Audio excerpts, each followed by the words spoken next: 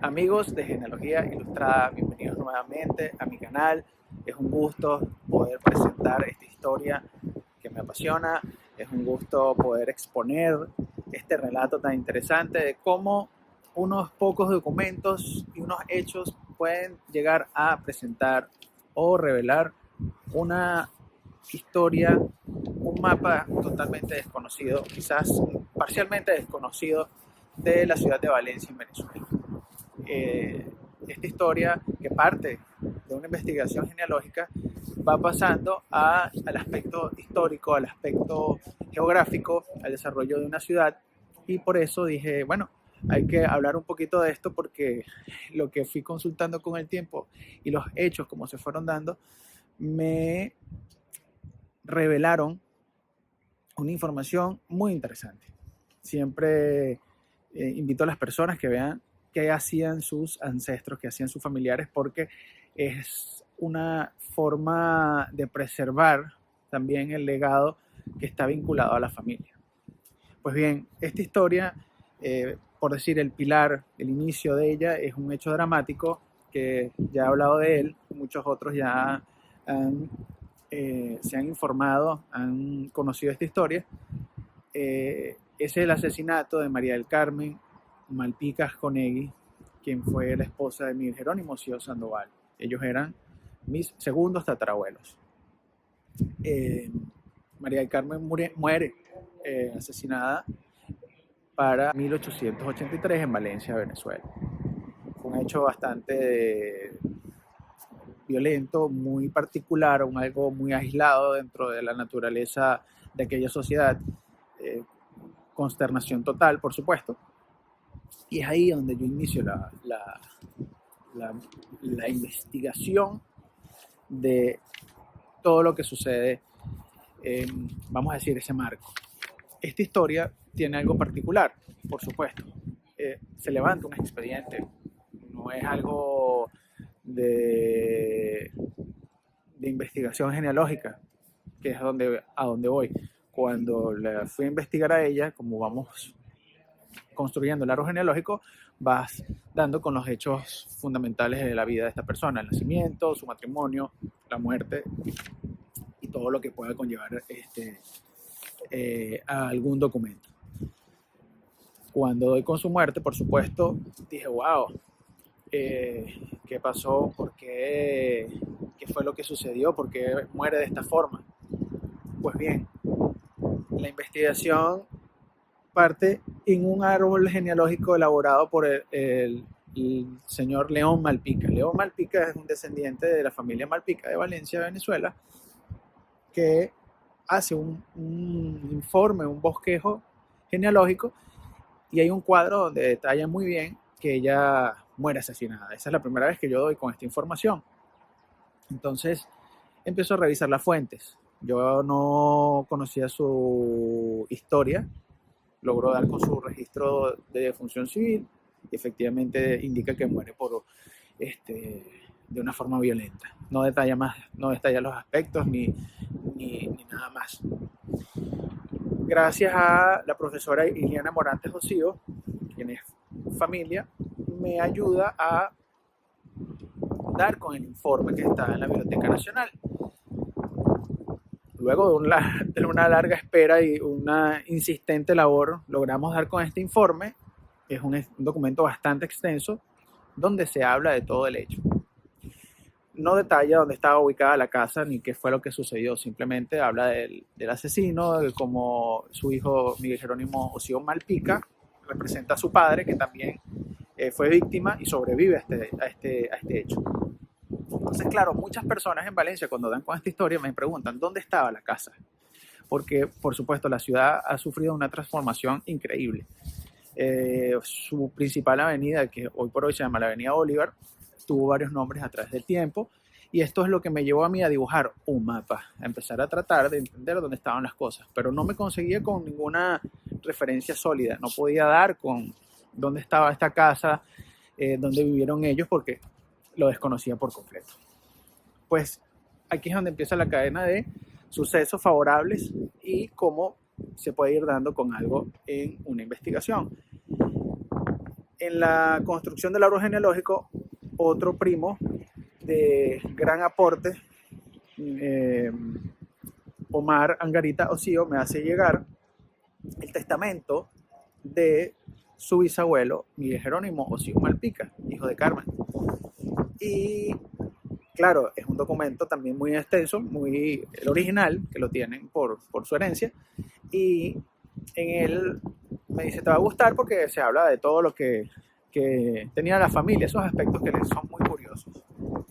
Y en este documento, para 1933, que es cuando muere Miguel Jerónimo Osío Malpica, él detalla la repartición que hace de los bienes y por supuesto habla de una extensión heredada de su padre, que hereda de su padre Miguel Jerónimo Osío Sandoval, que se llama la Hacienda Camoruco, unos terrenos en esta parte de Valencia, y nombra unas dimensiones que me parecieron sumamente interesantes porque yo digo, wow, esto es grande.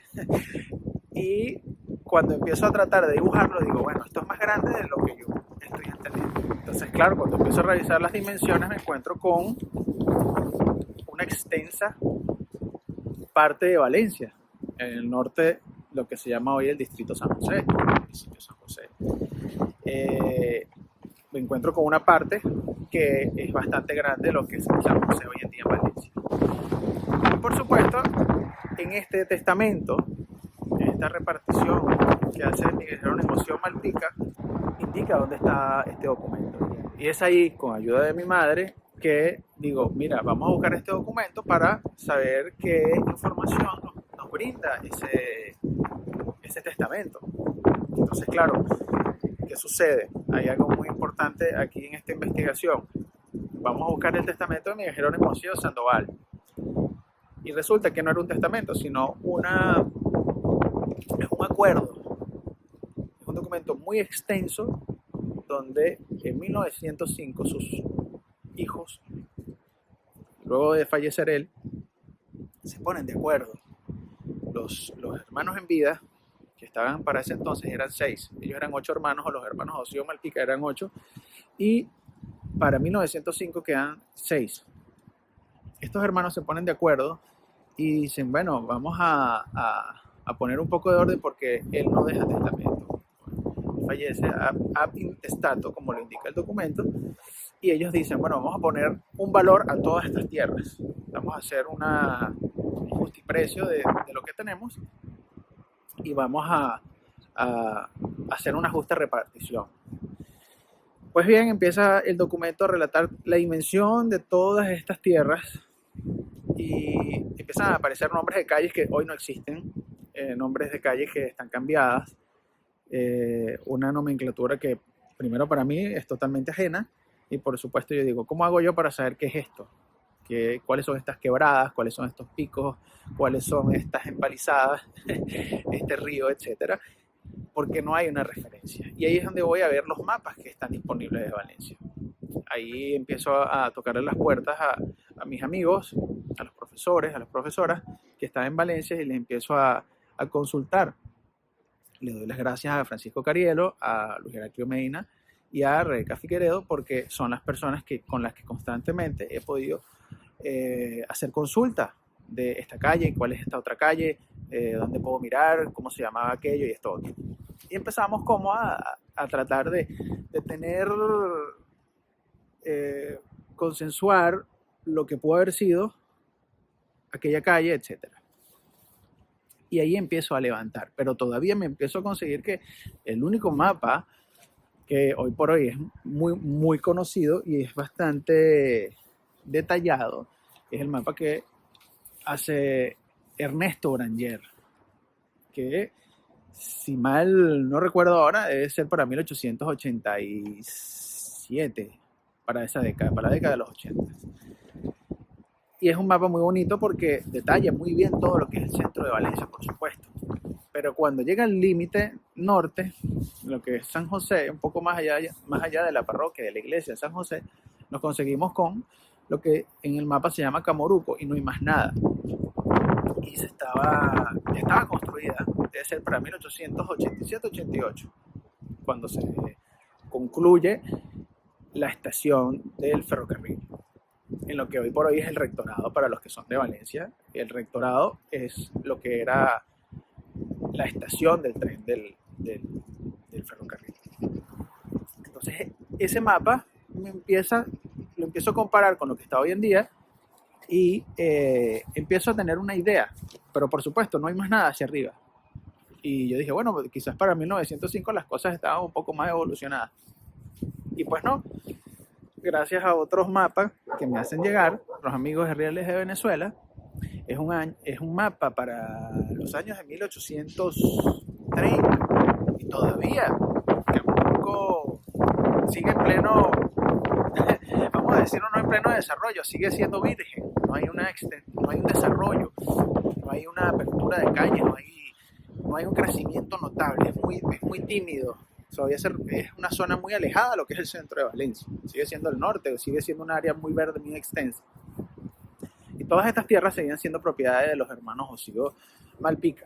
Fueron ellos, en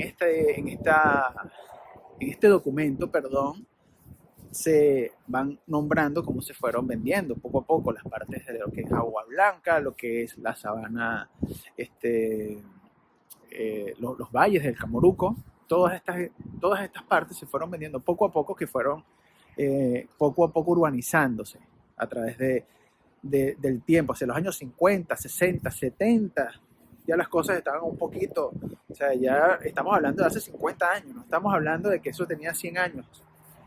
Y eso es algo que para mí era desconocido y muchas otras personas no se imaginan que es algo muy nuevo. El otro mapa que aparece en el camino y que me parece muy interesante es un mapa para la guía de Venezuela en 1933. Es muy bonito y detalla cómo la ciudad estaba en ese mismo estadio, ¿no? En esa misma situación.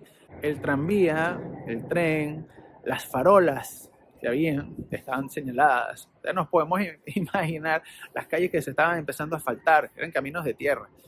Y eso es lo que siempre imaginamos, ¿no? Que las calles siempre han estado asfaltadas, que siempre ha existido farolas por todos lados, que todos los caminos estaban hechos, etcétera, ¿no? Pero volviendo un poco más atrás, aparece otro documento que es muy determinante para mí en lo que es la investigación de Camoruco. Pues bien, ¿cómo llega a las manos de Miguel Jerónimo Cío Sandoval esta extensión tan grande? ¿Cómo sucede? Y esto viene gracias a mi otro confidente en esta historia, mi buen primo Juan Fernando Martínez Andrade, que me comenta que su abuela, Zaira, la nona, Páez Maya, tenía resguardado un documento que era un poder. Este es el otro documento que determina esta historia, este mapa, esta zona espectacular. Pues es el poder que tienen los hermanos Josío Malpica para 1888. ¿Qué sucede? En 1888 ellos empiezan a ver que sus solares y estos terrenos empiezan a ser, vamos a decirlo, invadidos. No era una invasión ilegal, era una invasión legal con todo el derecho. Empiezan a expropiarlos. ¿Por qué? Porque se empiezan a construir la estación del ferrocarril, se hace la apertura para el camino. Y claro, por supuesto, ellos con todas las de la ley empiezan a defender, empiezan a oponerse a esta construcción, empiezan a exponer toda la situación de que están siendo invadidos en los terrenos tal y tal, con otra vez las dimensiones de aquellas calles que yo no conozco. Pero en un tramo del documento empiezan a relatar, se empieza a citar, mejor dicho, cómo el señor Miguel Jerónimo Cío Sandoval adquiere estos terrenos. Pues bien, nos remontamos a 1847, cuando Miguel Jerónimo Cío Sandoval hace la compra de esta hacienda, de este terreno, de esta inmensa extensión. Esto lo hace al señor Ignacio Silva. Cuando empieza a relatarse, las dimensiones del terreno son sumamente grandes, como se indican. Efectivamente, el eje por el naciente es todo el río Cabriales. Luego empalmamos, subimos por lo que son los Colorados, todo el cerro de lo que está detrás de los nísperos hasta el cruce o vamos a llamarlo, el encuentro entre montañas hacia el valle de Guataparo, por toda la montaña hasta dar la vuelta por completa y bajar hasta Guaparo, o sea, una extensión por completo de todo lo que es San José, ¿verdad? Pues bien, Miguel Jerónimo hace la compra del terreno en 1847 al señor Ignacio Silva por 6,000 pesos en 1847. Ese terreno, que era muy grande, de la hacienda Camoruco, que el señor Ignacio le había heredado a su hijo, Pedro José Silva Delgado. Pedro José Silva Delgado le deja esto en herencia a su padre, y él se lo había comprado al señor Juan Antonio Hernández Monagas, un presbítero muy importante, una familia muy importante en Valencia, donde también estaba su hermano Carlos. Ellos eran unos hermanos sacerdotes que fueron fundadores del colegio de las Beatas Carmelitas Descalzas en Valencia. Ellos tienen una casa hoy por hoy, creo que muchísimas personas la conocen, la casa de los Hernández Monagas. Está al frente de la Plaza Sucre, muy cerca de la iglesia de San Francisco, al lado de lo que fue la sede de la Universidad de Carabobo. Y al frente está lo que era el convento, que luego se convirtió en el Capitolio, cuando Guzmán Blanco expropia este recinto y lo convierte en el Capitolio de Valencia. Pero bien, eso era un beaterio y eso lo fundaron ellos. Ellos eran los dueños de Camoruco para aquel entonces. Estamos yendo más atrás en el tiempo. Más atrás en el tiempo nos conseguimos que a quién le compran o por qué tienen los Hernández Monagas estos terrenos de Camoruco, estas grandes extensiones del norte de Valencia, porque el señor Juan Antonio Hernández Monagas era el albaceas y heredero oficial de de Francisco Ramón Páez de Vargas y Villamediana, quien para 1787 ya tenía estas tierras. Pero, ¿por qué las tenía? Porque su esposa, Josefa Hernández Monagas, que era prima de los sacerdotes, se la deja como heredero universal. Y ella, al fallecer, deja un testamento. Este testamento también es muy interesante porque habla y los conecta un poco más atrás y así vamos yendo y vamos pasando, como quien dice, de dueños en dueños. Pero allí es algo donde sucede algo interesante, que los Hernández Monagas estaban relacionados de alguna forma con la familia Ocio Malpica. ¿Por qué? Porque estos dos sacerdotes eran tíos bisabuelos de Carmen Malpica. Quiere decir que todas estas cosas al final quedaban dentro de la familia, quedaban dentro de un mismo clan familiar por las referencias. O sea, allí se sabía muy bien quiénes eran quiénes. Siempre había una referencia de cuáles eran las intenciones. Queda apuntado que tiene que haber un compromiso con el convento de unas rentas, de hacer un aporte mensual para el buen uso de estas tierras. Quiere decir que todo estaba totalmente, vamos a decir, pensado. Y allí se puede entender un poco las conexiones genealógicas, por supuesto. Siempre el tema familiar tenía muchísimo peso. Y algo sumamente interesante en esta historia es como, digamos, como todos los elementos documentales me permiten identificar la ciudad y poder reconstruirla, que lo voy mostrando a través del video con estas gráficas, estos aspectos, vamos a decir, ilustrados de los hechos, de cómo fueron desenvolviéndose. Y vuelvo a caer en el mismo caso del asesinato de Carmen Malpica. Pues bien, para el caso de la expropiación de estos terrenos que eran de la familia Ocio Sandoval, Ocio Malpica, se lleva a cabo un juicio y en este juicio obviamente sí se detallan dos o tres aspectos súper importantes, que la única referencia que puedo tener es el mapa de Ernesto Branger. ¿Qué sucede? En la Corte Federal hace este documento público, donde el señor Miguel Jerónimo Xiomel Sandoval se opone a estas expropiaciones y él cede otros terrenos. Y se detalla exactamente que hay un terreno del cual parte el tiro que le quita la vida a Carmen Malpica y él cae herido, por supuesto. Y es interesante porque no está documentado en el juicio, pero sí está documentado en este caso de expropiación. ¿Pero por qué? Porque ese terreno justamente se lo estaban reclamando para hacer una plaza que prácticamente nunca se llevó a cabo, que se llamó la Plaza López, que iba la Plaza López por el gobernador de aquel entonces, Hermógenes López.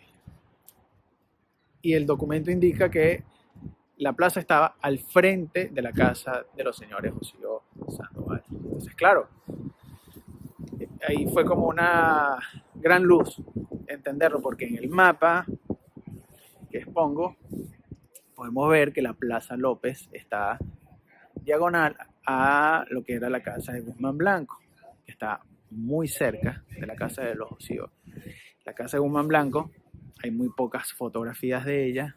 Aquí también les puedo ilustrar, creo que la 21 referencia que hay la he podido un poquito mejorar para darnos una idea.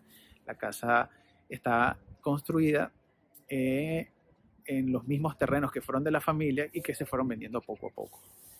La casa no la construyó Guzmán Blanco, sino que lo hizo aparentemente una señora de apellido Mesa, o él le compra la casa a la señora Mesa. Esto está indicado en algunas fuentes que todavía nos pueden dar un poco más de luz.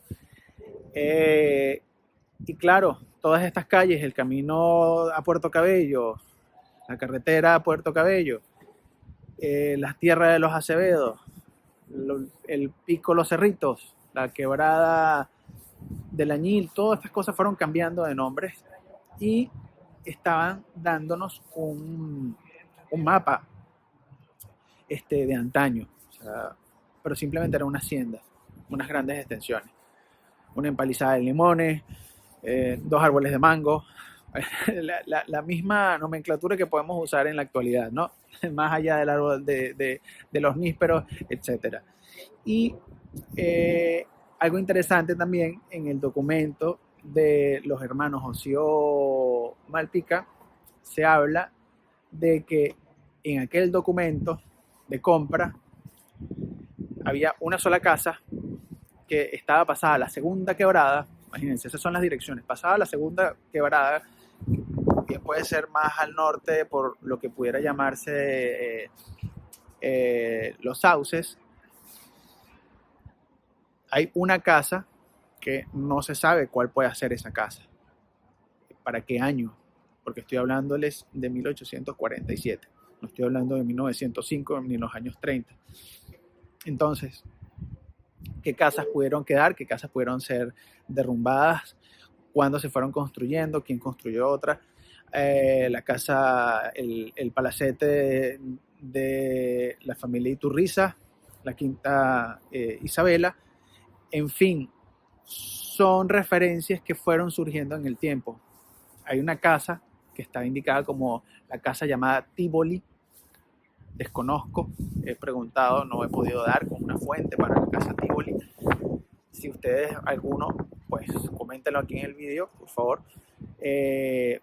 Y la casa que muchas personas conocen, o conocieron, mejor dicho, porque no existe, donde está actualmente al frente del centro comercial Camoruco, llamada El Carmen, que perteneció a la sucesión de Josío Malpica, pero del hijo, el menor de todos, que se llamó Pablo Enrique. El doctor Pablo Enrique tuvo un solo hijo que se llamó Pablo Ramón Osío, hijo de el doctor Pablo Osío Malpica y María Teresa Osío Coterel.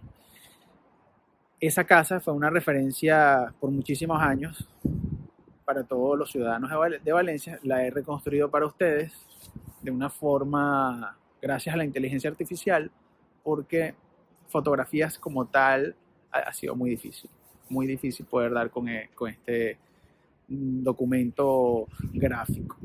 De verdad que Valencia tiene mucho por rescatar, hay que buscar en los archivos familiares, los debates están abiertos para compartir.